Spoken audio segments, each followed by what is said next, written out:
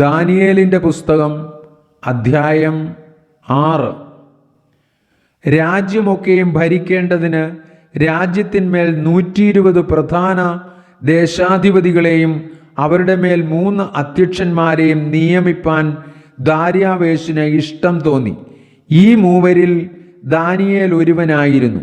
രാജാവിന് നഷ്ടം വരാതിരിക്കേണ്ടതിന് പ്രധാന ദേശാധിപതികൾ ഇവർക്ക് കണക്ക് ബോധിപ്പിക്കേണ്ടതായിരുന്നു. എന്നാൽ ദാനിയേൽ ഉത്കൃഷ്ടമാനസനായിരുന്നതുകൊണ്ട് അവൻ അധ്യക്ഷന്മാരിലും പ്രധാന ദേശാധിപന്മാരിലും വിശിഷ്ടനായി വിളങ്ങി. രാജാവ് അവനെ സർവ്വരാജ്യത്തിനും അധികാരിയാക്കുവാൻ വിചാരിച്ചു. ആകയാൽ അധ്യക്ഷന്മാരും പ്രധാന ദേശാധിപന്മാരും രാജ്യം സംബന്ധിച്ച് ദാനിയേലിന് വിരോധമായി കാരണം കണ്ടെത്തുവാൻ അന്വേഷിച്ചു.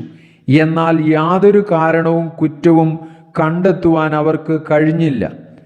അവൻ വിശ്വസ്തനായിരുന്നതുകൊണ്ട് ഒരു തെറ്റും കുറ്റവും അവനിൽ കണ്ടെത്തിയില്ല. അപ്പോൾ ആ പുരുഷന്മാർ, നാം ഈ ദാനിയേലിൻ്റെ നേരെ അവൻ്റെ ദൈവത്തിൻ്റെ ന്യായപ്രമാണം സംബന്ധിച്ചുള്ളതല്ലാതെ മറ്റൊരു കാരണവും കണ്ടെത്തുകയില്ല എന്ന് പറഞ്ഞു. അങ്ങനെ അധ്യക്ഷന്മാരും പ്രധാന ദേശാധിപന്മാരും രാജാവിൻ്റെ അടുക്കൽ ബന്ധപ്പെട്ട് ചെന്ന് ഉണർത്തിച്ചത് എന്തെന്നാൽ, ദാര്യാവേശ് രാജാവ് ദീർഘായുസ്സായിരിക്കട്ടെ. രാജാവേ, 30 ദിവസത്തേക്ക് തിരുമേനിയോടല്ലാതെ യാതൊരു ദേവനോടോ മനുഷ്യനോടോ ആരെങ്കിലും അപേക്ഷ കഴിച്ചാൽ അവനെ സിംഹങ്ങളുടെ ഗുഹയിൽ ഇട്ടുകളയും എന്നൊരു രാജനിയമം നിശ്ചയിക്കുകയും ഖണ്ഡിതമായൊരു വിരോധം കൽപ്പിക്കുകയും ചെയ്യണമെന്ന് രാജ്യത്തിലെ സകല അധ്യക്ഷന്മാരും സ്ഥാനാപതികളും പ്രധാന ദേശാധിപന്മാരും മന്ത്രിമാരും ദേശാധിപന്മാരും കൂടി ആലോചിച്ചിരിക്കുന്നു.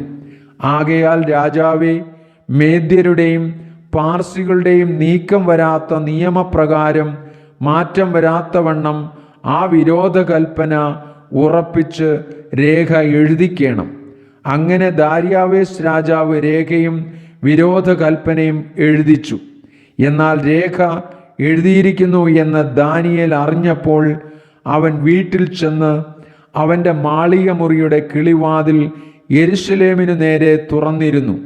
താൻ മുമ്പേ ചെയ്തു വന്നതുപോലെ ദിവസം 3 പ്രാവശ്യം മുട്ടുകുത്തി തൻ്റെ ദൈവത്തിൻ്റെ സന്നിധിയിൽ പ്രാർത്ഥിച്ച് സ്തോത്രം ചെയ്തു.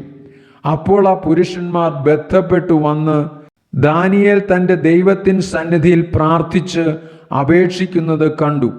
ഉടനെ അവർ രാജസന്നിധിയിൽ ചെന്ന് രാജാവിൻ്റെ വിരോധ കൽപ്പനയെക്കുറിച്ച് സംസാരിച്ചു.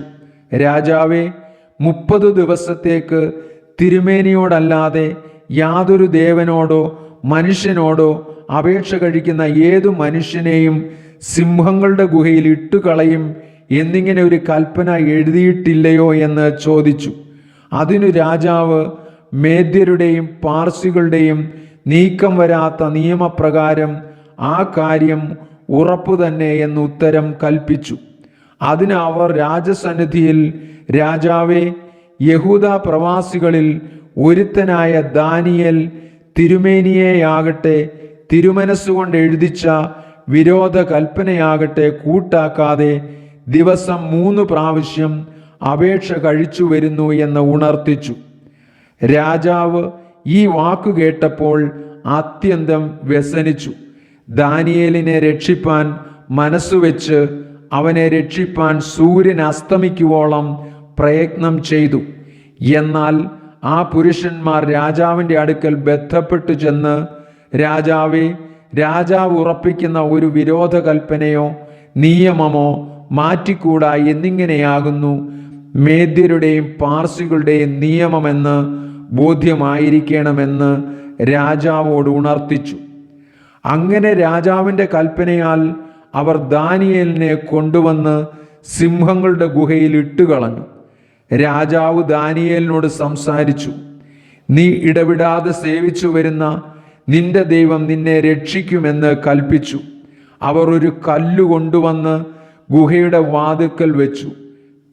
ദാനിയേലിനെ കുറിച്ചുള്ള നിർണയത്തിന് മാറ്റം വരാതെ ഇരിക്കേണ്ടതിന് രാജാവ് തൻ്റെ മോതിരം കൊണ്ടും മഹത്തുക്കളുടെ മോതിരം കൊണ്ടും അതിന് മുദ്രയിട്ടു.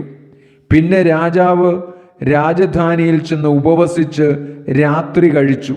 അവൻ്റെ സന്നിധിയിൽ വെപ്പാട്ടികളെ കൊണ്ടുവന്നില്ല. ഉറക്കം അവനെ വിട്ടുപോയി. രാജാവ് അതികാലത്ത് എഴുന്നേറ്റ് ബന്ധപ്പെട്ട് സിംഹഗുഹയുടെ അരികെ ചെന്നു. ഗുഹയുടെ അരികെ എത്തിയപ്പോൾ അവൻ ദുഃഖശബ്ദത്തോടെ ദാനിയേലിനെ വിളിച്ചു. രാജാവ് ദാനിയേലിനോട് സംസാരിച്ചു. ജീവനുള്ള ദൈവത്തിൻ്റെ ദാസനായ ദാനിയേലേ, നീ ഇടവിടാതെ സേവിച്ചു വരുന്ന നിന്റെ ദൈവം സിംഹങ്ങളിൽ നിന്ന് നിന്നെ രക്ഷിപ്പാൻ പ്രാപ്തനായോ എന്ന് ചോദിച്ചു.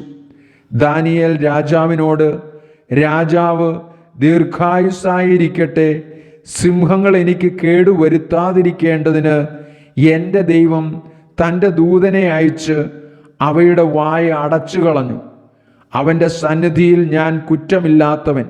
രാജാവേ, തിരുമുമ്പിലും ഞാൻ ഒരു ദോഷവും ചെയ്തിട്ടില്ല എന്ന് ഉണർത്തിച്ചു. അപ്പോൾ രാജാവ് അത്യന്തം സന്തോഷിച്ചു.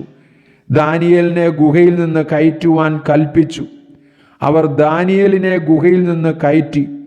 അവൻ തൻ്റെ ദൈവത്തിൽ വിശ്വസിച്ചിരുന്നതുകൊണ്ട് അവന് യാതൊരു കേടും പറ്റിയതായി കണ്ടില്ല. പിന്നെ രാജാവിൻ്റെ കൽപ്പനയാൽ അവർ ദാനിയേലിനെ കുറ്റം ചുമത്തിയവരെ കൊണ്ടുവന്ന് അവരെയും മക്കളെയും ഭാര്യമാരെയും സിംഹങ്ങളുടെ ഗുഹയിൽ ഇട്ടുകളഞ്ഞു. അവർ ഗുഹയുടെ അടിയിൽ എത്തും മുമ്പേ സിംഹങ്ങൾ അവരെ പിടിച്ച് അവരുടെ അസ്ഥികളൊക്കെയും തകർത്തു കളഞ്ഞു. അന്ന് ദാര്യാവേശ് രാജാവ് സർവഭൂമിയിലും വസിക്കുന്ന സകല വംശങ്ങൾക്കും ഭാഷക്കാർക്കും എഴുതിയത് എന്തെന്നാൽ, നിങ്ങൾക്ക് ശുഭം വർദ്ധിച്ചു വരട്ടെ. എൻ്റെ രാജാധിപത്യത്തിൽ ഉൾപ്പെട്ട ഏവരും ദാനിയേലിൻ്റെ ദൈവത്തിൻ്റെ മുമ്പാകെ ഭയഭക്തിയോടിരിക്കണമെന്ന് ഞാൻ ഒരു തീർപ്പ് കൽപ്പിക്കുന്നു. അവൻ ജീവനുള്ള ദൈവവും എന്നേക്കും നിലനിൽക്കുന്നവനും അവൻ്റെ രാജ്യത്വം നശിച്ചു പോകാത്തതും അവൻ്റെ ആധിപത്യം അവസാനം വരാത്തതുമാകുന്നു. അവൻ രക്ഷിക്കുകയും വിടുവിക്കുകയും ചെയ്യുന്നു. അവൻ ആകാശത്തിലും ഭൂമിയിലും അടയാളങ്ങളും അത്ഭുതങ്ങളും പ്രവർത്തിക്കുന്നു. അവൻ ദാനിയേലിനെ സിംഹവായിൽ നിന്ന് രക്ഷിച്ചിരിക്കുന്നു.